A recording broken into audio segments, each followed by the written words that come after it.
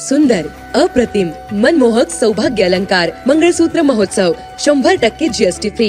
मयूर अलंकार, सराफ बाजार आणि गंगापूर रोड, नाशिक. ताज्या बातम्यांसाठी नाशिक न्यूजच्या YouTube चॅनलला सबस्क्राइब करा आणि बेल आयकॉनला प्रेस करा.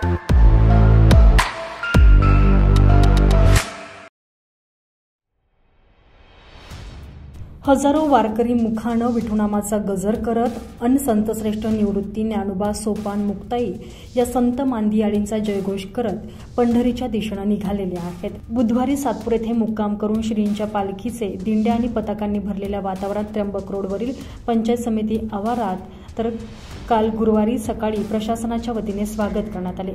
उत्तर महाराष्ट्रातून 50 पेक्षा जास्त दिंड्यांनी या पालखी सोहळ्यात सहभाग घेतलेला असून नाशिकमधून 30,000 वारकऱ्यांनी पंढरीच्या दिशेने प्रस्थान केलेलं आहे. 27 दिवसाच्या प्रवासानंतर आषाढ शुद्ध नवमीस म्हणजे 4 जुलै रोजी दिंड्या चंद्रभागेमध्ये स्नान करतील. 5 जुलै रोजी पालखी श्री क्षेत्र पंढरपूर येथे पोहोचेल. नाशिकमधील पालखीच्या थांब्याचे यंदाचे 132वे वर्ष होते.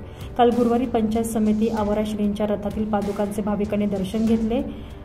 थोडा वेळ विसावा घेऊन जुन्या नाशिकमधील काझीपुरातील श्री विठ्ठल मंदिराच्या दिशेने पालखी सोहळा मार्गस्थ झाला. तर काल गुरुवारी दुपारी श्रींची विधिवत पूजा करून महाप्रसादाचे वितरण करण्यात आलं.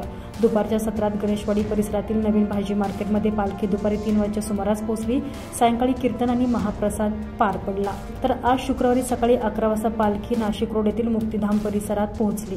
पळसे येथे मुक्काम करून सिन्नर तालुक्यातील लोणारवाडी मार्गे नगर जिल्ह्याकडे पालखी प्रस्थान करणार आहे.